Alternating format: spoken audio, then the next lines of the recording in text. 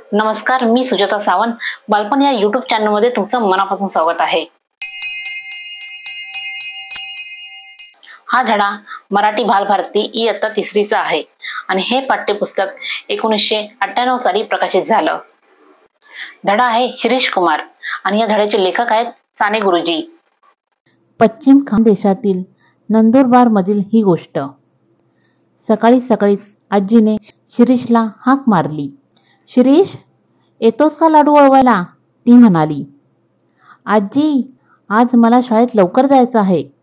झेंडा घेऊन आम्ही सारे शाळेतून बाहेर पडू आणि मिरवणूक काढू. आज 9 सप्टेंबर. महिना झाला.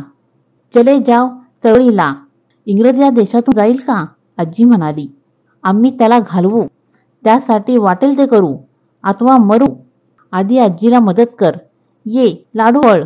शिरीष हा सर्वांचा लाडका मुलगा होता. शाळेतील त्याचा अभ्यास चांगला होता. तो हस्तलिखित पत्रिकेत लिहायचा. मुलांना जमून खेळ खेळायचा. घरी स्वयंपाकात मदत करायचा. विजेचा दिवा बिघडला तर दुरुस्त करायचा. शिरीषला अशा अनेक गोष्टी करता येत. शिरीष लाडू वळत बसला. दुसऱ्या दिवशी त्याच्याकडे कसला तरी घरगुती कार्यक्रम होता म्हणून तयारी चालली होती. घड्याळात 11 वाजले. ताडकन शिरीष उठला. आजी, जातो ग, असे म्हणून तो निघून गेला. शाळेत मुले आली होती. शिरीष येताच सारी त्याच्या भोवती जमली. शिरीष, ते बघ पोलीस. सरकाराने मिरवणुकीला झेंडा न्यायला बंदी घातली आहे.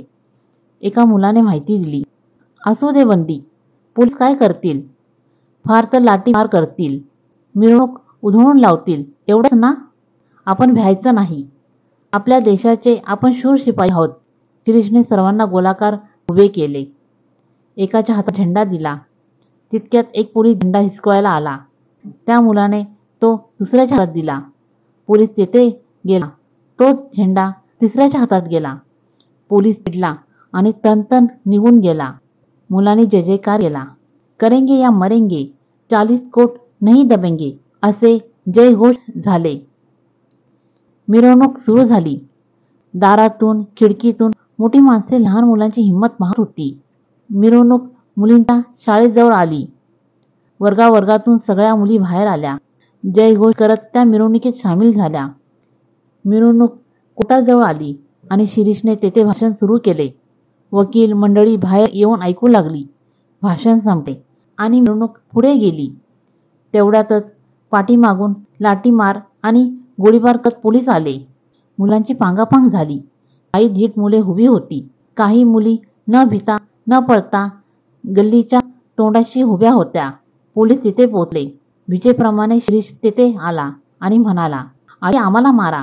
मुलींवर काय गोळ्या झाडता? ही माझी छाती उघडी आहे. अधिकाऱ्याने चिडून गोळी झाडली, पण नेम चुकला. जरा नीट नेम धरा. गोळ्या संपल्या नाहीत ना? शिरीषने विचारले आणि त्या अधिकाऱ्याने जवळून गोळ्या घातल्या. बाळ शिरीष पडा. आणि हा कोण? हा दास, शिरीषचा प्राणापेक्षाही आवडता मित्र. गोळी लागून तोही पडला. झाडाआड 10 वर्षाचा धनसुखलाल उभा होता. त्यालाही भोसळून ठार करण्यात आले. हा शशीधर आणि हा 8 वर्षाचा घनश्याम. त्यांनाही गोळी लागली. पाणी, पाणी. शिरीष शेण जोरात म्हणाला. लोकांच्या डोळ्यात पाणी आले. एकाने पाणी आणले. तेवढ्यात पोलीस अधिकारी गरजला. खबरदार, पाणी द्यायला पुढे याल तर गोळ्या घालू. भारत मातेला स्वातंत्र्याचे अमृत मिळावे म्हणून त्या मुलांनी प्राण दिले. पाणी पाणी करत, स्वराज्य स्वातंत्र्य म्हणत, महात्माजींचे नाव ओठांवर खेळवत त्या मुलांनी मरण पत्करले. ती अमर झाली. धन्य ती तेजस्वी मुले. धन्य तो शिरीष कुमार आणि धन्य त्याचे ते बाल सवंगडी.